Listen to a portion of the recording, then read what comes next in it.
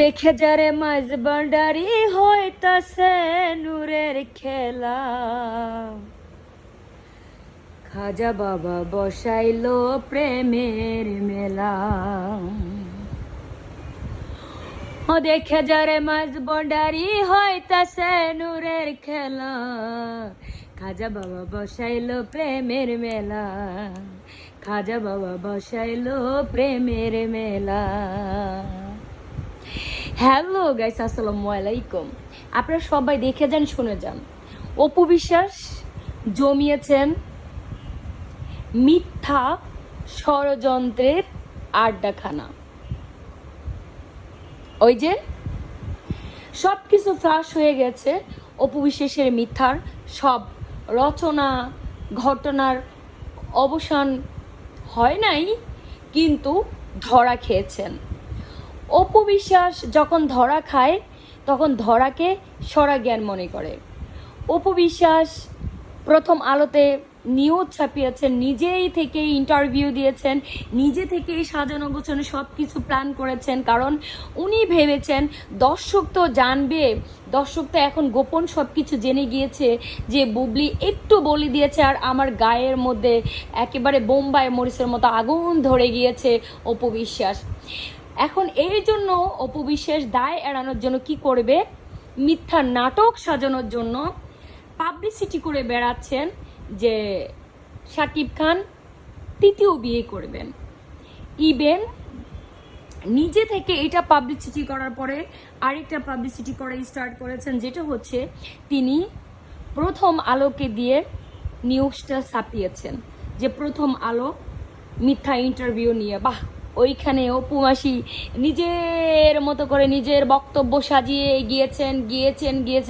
আবার সেখানে প্রথম আলোর মাধ্যমে আবার কি সুন্দর, আমি আমার শ্বশুর শাশুড়ির কাছে আবারও হাত জোর করে একেবারে ক্ষমা প্রার্থী যে আমি যা করেছি আমি ভুল করেছি। তার কি অর্থ বুঝেন? যে আমি যা করেছি ভুল করেছি অতীতে, এখন আপনারা আমাকে ঘরে তোলেন না মাসি, না বুঝেন, আর কাজ হবে না, যা হবার তো হয়ে গিয়েছে, আর হবে না।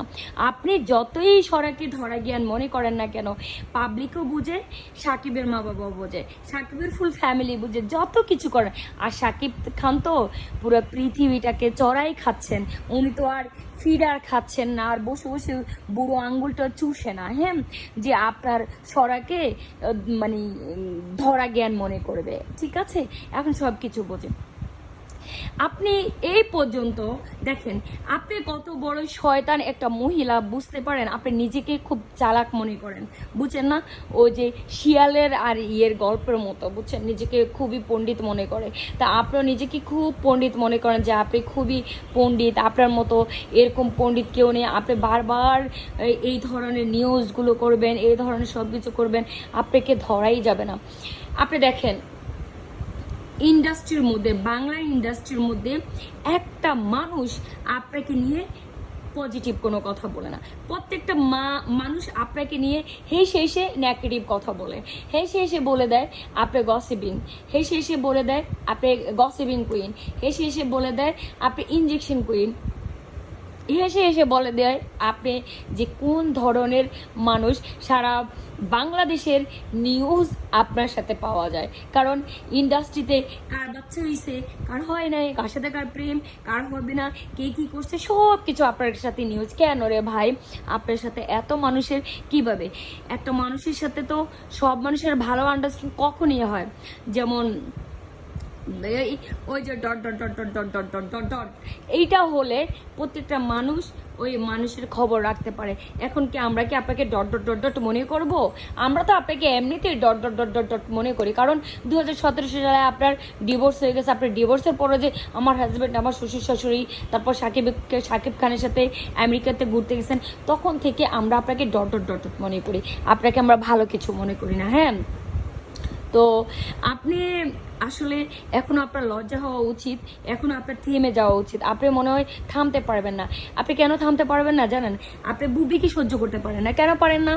এটা হচ্ছে বুবলি শিক্ষিতা, ভদ্র, নম্র, সে মানে ভালো অ্যাক্টিং করে, ভালো অভিনেত্রী, বাট এইটা প্রত্যেকটা আর্টিস্ট বলেন, প্রত্যেকটা নায়ক বলেন, প্রত্যেকটা যেমন কিছুদিন আগে ওমর সানি ভাইয়ার একটা ইন্টারভিউ নিয়েছিলেন, ওমর সানি ভাইয়া একেবারে অকপটে বলে দিয়েছেন যে যদি বাংলাদেশে শাবানা ম্যাম, মৌসুমী, ববিতা ম্যাম, শাবনূর পরে যদি কোনো নায়িকা বা কোনো অভিনেত্রীর নাম নিতে হয়, সেটা কিন্তু একমাত্র আমাদের বুবলির নাম নিতে হবে। তাহলে আপনি বুঝেন আপনি কোথায় আপনাকে যে কবে লাপ্তায় উস্তায় পায়ের নিচে দর্শক হইতে সবাই আপনাকে ফিসে ফেলেছে, তারপর আপনার লজ্জা নেই, আপনাকে শুধু আপনি বারবার আলোচনায় থাকার জন্য, ভিউ কামানোর জন্য কি করেন, এই প্রথম আলো বলেন, চ্যানেল 20 বলেন, এই আপনার কিছু ভাড়া করা ইউটিউবার আছে, কিছু ভাড়া করা সাংবাদিক আছে, কিছু ভাড়া করা পাতানো বোন আছে, ওদেরকে দিয়ে আপনি গসিপিং স্টার্ট করেন। তারপর কি করেন, আপনি আলোচনায় থাকেন, আপনার প্রত্যেকটা পাতানো বোন নষ্ট, জানেন আপনার পরিমাণের কথা বলি, মাদক, এই যে মাদক আসক্ত, এই যে কিছুদিন আগে এই এফডিসির মধ্যে হচ্ছে নির্বাচন হয়েছিল, পরিমণি কি করছে, ড্রিঙ্ক করতে করতে করতে করতে শেষ, তখন সে ড্রাঙ্ক ছিল, সে ড্রিঙ্ক করতে করতে সেই এফডিসির মধ্যে ঢুকছে, তাকে জয় চৌধুরী একেবারে জড়ায় ধরে আগলাই ধরে তাকে হচ্ছে কোথায় এফডিসিতে ভোট দিতে নিছে, কিন্তু সে তখন ড্রাঙ্ক অবস্থায়। তো আপনি কার সাথে মিশেন, আপনি যেমন নষ্টদের সাথে মিশেন, আপনি কার কথা বলবেন, তমা মির্জা ওয়াও একটা ডট, আপনি কার কথা বলবেন, আপনার প্রত্যেকটা বোন দ্বিতীয় তৃতীয় চতুর্থ, এই যে মাহিয়া মাই এখন মাহিয়া মাই জামাই বলতেছে, এখন এই রাকিব সরকার বলতেছে, রাকিব সরকার বলতেছে যে আদৌ কি এটা কি তারই সন্তান নাকি ফারিস, বুঝতে হবে। আমরা আসলে কিছু বলতে চাই না, আমরা বলতে চাই যাতে না মিললে, ওই যে বাংলা একটা প্রবাদ গ্রামের ভাষায় বলে যাতে না মিললে খেসি হয় না, খেসি বুঝেন মানে সম্পর্ক হয় না। তো আপনি তো আবার বুঝবেন না কেন, আপনার গ্রামের অজপাড়া গায়ে থেকে আপনি উঠে আসছেন, আপনি এই যে মুচি মাধ্যমে মেয়ে, আপনি এটা বুঝবেন না কেন, ধুর আমি আবার এখানে কি বললাম যে আপনি বুঝবেন কেন, তারপরেও বুঝাই দিলাম আর কি বোঝানোর জন্য যে তো আপনি আসলে যেমন তেমন হচ্ছে আপনার পাতানো বোনরা, তা আপনি কি আর ভালো হবেন। তবে আপনার পাতানো বোনদের উদ্দেশ্যে একটা কথা বলবো, শোনেন, সঙ্গ দোষে লোহা বাসে, যার সঙ্গ ভালো তার সঙ্গী ভালো, আপনি যদি সঙ্গ ভালো দিতে পারেন আপনি ভালো সঙ্গী পাবেন। তো আপনি একটা খারাপ মানুষের সাথে যদি আপনি সঙ্গ দিতে যান, তো এইটার দোষে লোহা বেশি উঠবে, ডুববে না, ঠিক আছে। কারণ তদ্রূপ স্থান কাল পাত্র তিনটা জায়গা বিবেচনা করে যদি চলেন, তাহলে হচ্ছে মনে হয় অপু মাসির মতো এত কটাক্ষ, এত মানে মানুষের কাছে হিউ প্রতিপন্ন, মানুষের কাছে ছোট হওয়ার, মানুষের কাছে মানে আর নিজেকে ছোট মন মানসিকতা একেবারে লজ্জাহীন একটা মহিলা হিসেবে আপনাদের উপস্থাপন করতে হবে না যদি আপনারা ওর থেকে দূরে যান। যাই হোক, এবার কথায় আসি আবার, আমরা কিন্তু মাসিকে বারবার বলি, মাসি আমরা কিন্তু শাকিব খানের ভক্ত ছিলাম না, হ্যাঁ শাকিব খানের ভক্ত ছিলাম না। যখন ইরিন জামান আর শাকিব খান এই আপনার অনন্ত ভালোবাসা ইরিন জামান আর শাকিব খান করেছিলেন, শাকিব খানের প্রথম মুভি, হ্যাঁ। তো তখন তো শাকিব খানরে দেখেছিলাম, তখন খুব পিচ্ছি ছিলাম আমি, ঠিক আছে। তখন আমার ছোট মামা বিয়া করছিল, বুঝছেন। তো ওই শাকিব খানের ওই মুভিটা দেখতে গিয়েছিলাম, মুভি সম্পর্কে তখন আইডিয়া ছিল না, হ্যাঁ। তো গেলাম দেখতে, ইরিন জামানের ওই ছবিটা দিয়ে ইরিন জামানকে দেখতে গিয়েছিলাম, কারণ তখন ইরিন জামান আর হচ্ছে শাকিব খান বা কে কি মুভির প্রতি আমাদের সেরকম কি ছিল না, মানে আমরা বুঝিয়ে না।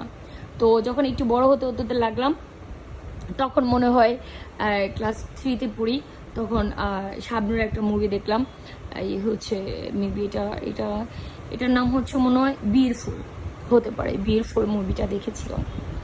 তো আসলে সব মিলিয়ে হচ্ছে আপনি নিজেকে যেভাবে উপস্থাপন করতেছেন সেভাবে নয়, আমরা কখনোই শাকিব খানের ভক্ত ছিলাম না। আর কিন্তু যেদিন থেকে বুবলি শাকিব খানের সাথে মুভি করা স্টার্ট করেছেন, সেদিন থেকে আমরা আস্তে আস্তে শাকিব খানের ভক্ত হয়েছি। কারণ এই যে আপনি সেদিন বলেছিলেন না যে শাকিব খান হচ্ছে তার বাসার রুমের মধ্যে হচ্ছে একেবারে খুব অকপটে আপনি শাকিব খানকে একেবারে অসম্মান করে দিয়েছেন, যে মেয়েদের কসমেটিক যা নেই, হ্যাঁ শাকিব খানের ওয়াশরুম এবং বেডরুমে মেয়েদের চেয়ে বেশি কসমেটিক আছে। কিন্তু আগে শাকিব খানকে কেউ পছন্দ করতো না, কেন জানেন? এই শুধু এই কসমেটিকের জন্য, বলতো শাকিব খান লিপস্টিক দেয়, হ্যাঁ কিন্তু আপনি সেটা প্রমাণ করে দিয়েছেন। শাকিব খান বলছেন আমি এটা দেই না, আমার ঠোঁটগুলোই এমনই, দেখতে আমি এমনই। কিন্তু হ্যাঁ বাস্তবে শাকিব খান, এখন আমরা দেখতেছি বাস্তবে শাকিব খান আসলে কিউট, আসলে সুন্দর, স্মার্ট। কিন্তু আপনি শাকিব খানকে সেদিন ফুটাই তুলতেছেন শাকিব খান আসলে কসমেটিক সুন্দর, শাকিব খান ঠোঁটের মধ্যে লিপস্টিক দেওয়া, সেই পুরনো দিনের কথা ইতিহাস মনে করিয়ে দিতেছেন আমাদের সকলকে, যে শাকিব খান ঠোঁটের মধ্যে মেয়েদের মতো লিপস্টিক লাগায়, শাকিব খান মেয়ে মানুষের মতো। আপনি দেখেন শাকিব খানকে যখন শাকিব খানের ভক্ত ভালোবাসা স্টার্ট করেছে, তখন থেকে আবার আপনি আবার জ্বলা স্টার্ট করেছেন।